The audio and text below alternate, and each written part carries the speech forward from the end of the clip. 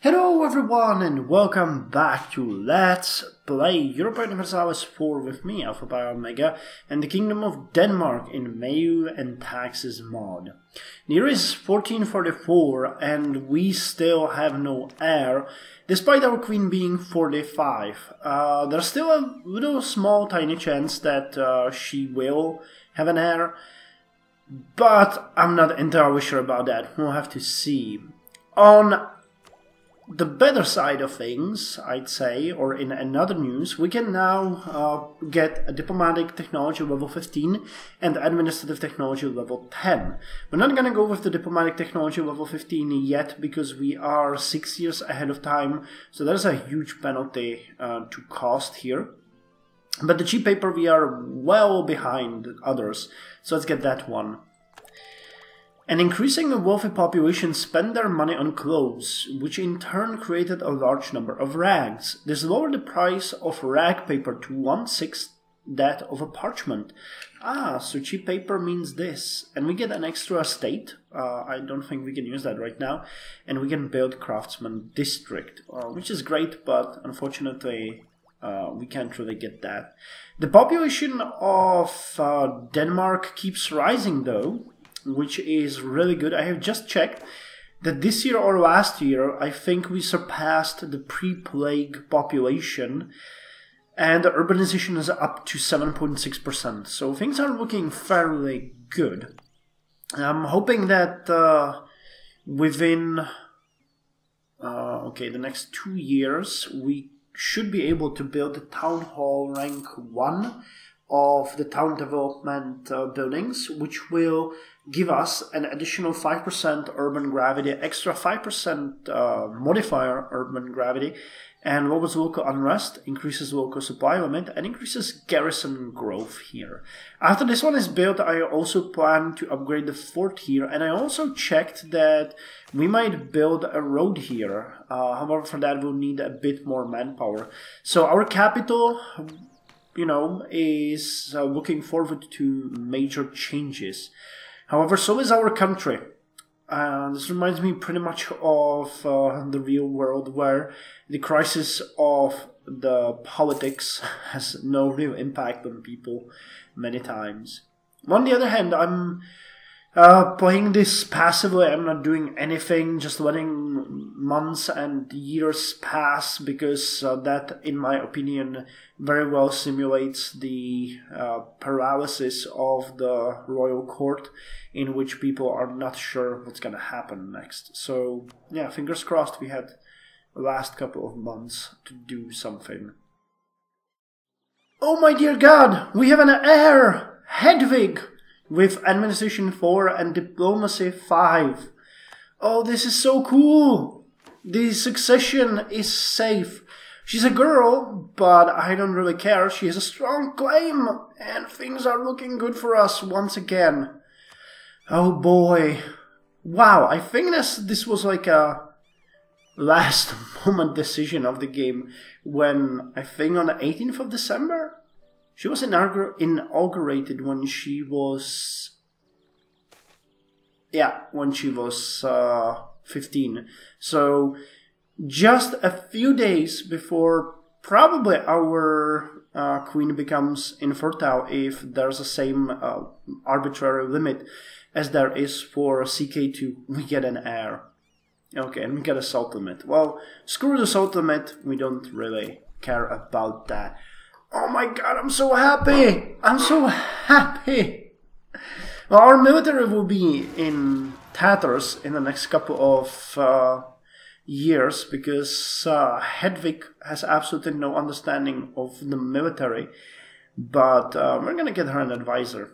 And plus, we are way ahead of time in the military, so it should be okay. Anyway, we got a noble revolt in Smallland. How do you guys think you're doing? This is my personal union. I have just shown that it is my personal union, and we will defend it. We will defend it.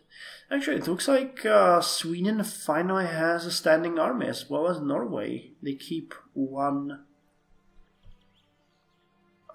infantry unit? Yeah, one infantry unit, both. up and standing. That's pretty good. It's pretty good.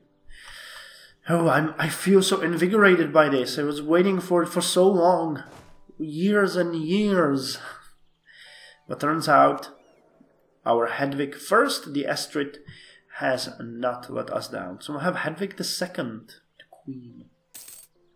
She's probably gonna get on the throne when she will be 15, because we might even see a regency, because this is not entirely good. Okay, come on. Come on now. I think this was unnecessarily bloody. Look at that, we lost over 1,000 troops. Damn game. Damn game, I was just recovering my manpower. So I think I have encountered the first bug in the game.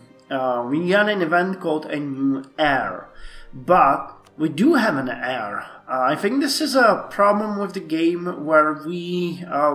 I think it was like a decade ago when our original heir died, had the event ending in, but I do have daughters. And I think that this makes this event fire no matter what situation you are in afterwards. I have further evidence for this, because when this fired the first time I actually thought it was a bug, so I reloaded the autosave. And I found out that it fires at the exactly same time. So this is pre-scripted definitely. And there's another thing, even if we disinherit the new heir, Hedwig is just gone. There's no way to get her back, so unfortunately we'll have to say goodbye to her. And I guess I'll see it from the roleplay standpoint as the nobles of Norway and Sweden and Denmark uniting against the queen and forcing her to step down with her daughter and enacting a new king instead of her, or electing a new king instead of her. Because listen to this, the two daughters of the queen, Ingeborg and Margaret, both have sons that can be suitable heirs to the Danish throne. Albrecht, son of Ingeborg, well, it's not Ingeborg, it's Ingeborg, is the third in line to be to the throne of Mecklenburg-Schwerin. Ulf, son of Margaret, is the eldest son of the King of Norway. We have to make a decision. A personal union with the powerful German duchy, or a personal union with the Kingdom of Norway, which surely Denmark will dominate, being the richer of the two. Unfortunately, both decisions will result in the end of the Astrid dynasty. The Danish dynasty, which illustrious kings such as Knut the Great, Valdemar the Great, Valdemar the Victorious, and Sven Forkbeard hails from. So I'm definitely gonna go with the Birger dynasty. I don't want the Mecklenburgians to get on the throne. So I'm gonna go with Olaf, who is a 65-year-old dude. So he's 20 years older than our current queen. And he's just gonna claim the throne afterwards. I think he's gonna die real fast. It's even possible he's gonna die in the meantime. I really don't know what's gonna happen next, because I never really gone forward. But I tried to disinherit him, and you just lose your heir, and Hedwig is gone forever in any case. So there's no point in me doing this. Let's just take it as a thing that we will have to work with for the future. Okay, he became calm, which is good. Stability increase has been lowered, and increased diplomatic reputation. And we got a cultural unrest. Great. In Rügen, or are we already assimilating them? I haven't even checked. No, we're not assimilating them. That's weird. We should, because this province, Nordfraskun, is definitely already almost assimilated, isn't it? Okay, well, 44.98% is not almost assimilated, but, you know, there's progress. So why the hell are you not getting this? Is it because of your high autonomy? Oh, you're still in the Holy Roman Empire. I did not notice that. Well, let's remove you from that. Maybe that's the problem we see here. Yes, I'm sure. We don't want to be a part of the Holy Roman Empire. So Province Rügen has been removed from the HRE. Still a long time ahead in the diplo technology. Military is still ahead, and translated classics. It's gonna be interesting. How are we doing on institutions? I haven't shown that in a while. Banking. Wait, why the hell don't we have banking here? Oh, it's actually lowering. What the hell? Why? Province trade power is below 8. Nearby provinces. Oh, okay. Spread modifier. Did we lose something? Nearby province. Province is not controlled by the burghers.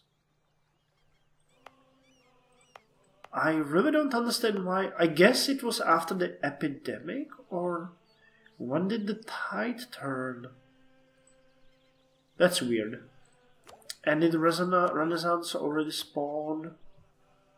No, it did not. Okay, too early still. Holy crap, even the Ottomans have banking, yet we are so backwards we don't. Welcome to Denmark, everyone.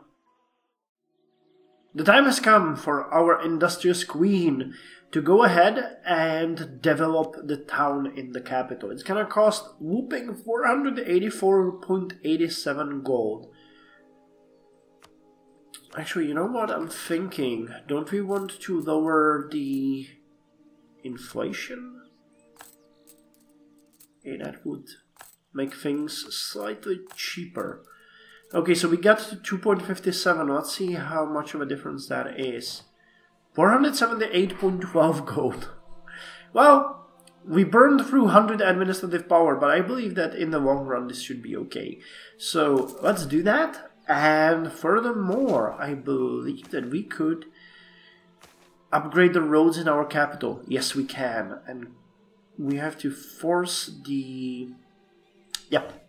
So the urban population paid for 1/4 of the upgrade, and we paid with our manpower for the rest. So in, well, 3 years roughly, we're gonna have an upgrade to the town hall in our capital, and 2 years after that we will see upgraded roads, which will further increase the urban gravity of our capital. It is currently at 24,000 and the population is 27. I would not be surprised if it jumped somewhere to like 35, which would be just awesome. What the hell? Why did our court drop? Oh, court level dropping. Can we increase the annual funding by... Let's increase it by 3. That should be enough. And what about education? I know that that one was a problem some time ago as well. Okay, it's increasing slightly. But I can't increase it by 1, so I'm not ready to give +5. Next goal, if our industrious queen will still be alive by that time, will be road network in Skåne, thus connecting these 3 provinces together via road.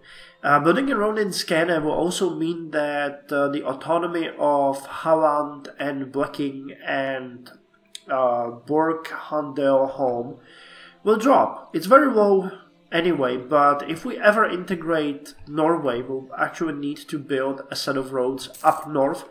Otherwise, any territory that is further than Uppland will have 100% autonomy. So I like this concept of roads, you know.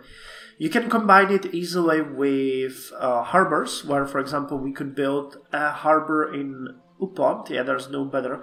So if we build a harbor in Uppland and the roads here, it would lower the autonomy together of everything. Because the game will calculate it as a ship traveling from our capital to Uppland, and then the messenger taking the roads to get to other provinces. So yeah, it's a pretty neat system that allows you to eventually... Well, we'll get into that in much more detail if we ever incorporate Norway, for example, because the Iceland and the new territories in Greenland and North America will be exactly what we'll need to take care of. Okay, we're still 3 or 4 years ahead of time. The game has decided to not tell me anymore, but we are definitely ahead of time in this. But the cost is dropping significantly. We can get more ships, which reminds me, we had that project for Rugen. Wow. Building that in our capital now would be such a pain. But we might have to eventually, because it gives... Oh man, all the pop-ups are broken. I'll have to probably reload the game. We got an event called Profiteering in Arus. The citizens of Arus have grown tired of the local influence of greedy Hebridean merchants that they claim are using unfair advantages to outcompete local businesses. They demand that we step in to limit the influence of a foreign trader the foreign traders on the area and reaffirm the privileges of our own merchants and artisans. If we do not act, they might take matters into their own hands. So we must protect our trade. Our competition is good for everyone.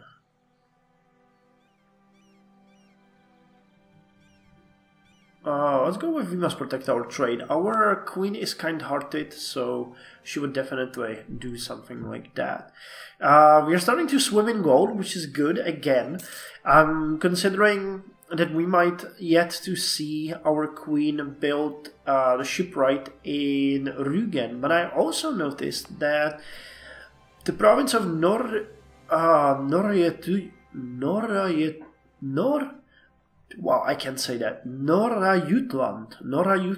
has the same price, and this province is way more developed. Plus it has a very high autonomy, because the communication here does not work. They only have a small fishing port, so it goes like this. So if we manage to build the shipwright here, the ships would go directly from our capital to Norrajutland, and I think the autonomy would drop by, well, communication efficiency plus 0.25, and we have some other example of this. No, we don't. Okay, well, we just have to try. Skirne would be maybe a good example, but I don't think we're gonna go with that. So maybe Rugen will wait, because there's very little people living in there. We have only 18,000 people living there. While in the Norrajutland we have over 145,000 people. Damn, profiteering in Lund, the same. And we got a new archbishop. Good. Welcome. I'm starting to lose a bit of influence here. At a certain point we got like 4 per year. Now we have 1.3, which is way lower than I'm used to, but still okay. And we're dropping closer to being able to get the caravels, at which point I would really like to get the shipwright. On the other hand, I might just decide to abolish the shipwright completely, or abolish the project for the shipwright completely, and just upgrade our ships instead. You know, it's always better to expand your fleet. Plus, I think we have a mission to have build up your navy. Yeah, have a naval force limit of at least 25. Okay, and subjugate Verden. Okay, we've seen this before. It's here, right? Yeah, these 2 provinces. I actually don't know how this would... We have no casus belli on them. And neither of our allies would help us. Actually, UK is very close to helping us. If we promise them something they're not interested in, I'll have to see. Well, the time has come to get another level of diplomatic technology, this time level 15, which is called caravels. We're gonna get additional bonus of 20% of global trade power for the next, what was it, 11 years? That's pretty good. Portuguese exploration of Africa led to rapid development in shipbuilding. As other nations heard of their success, they too adopted the caravela redonda style of ship.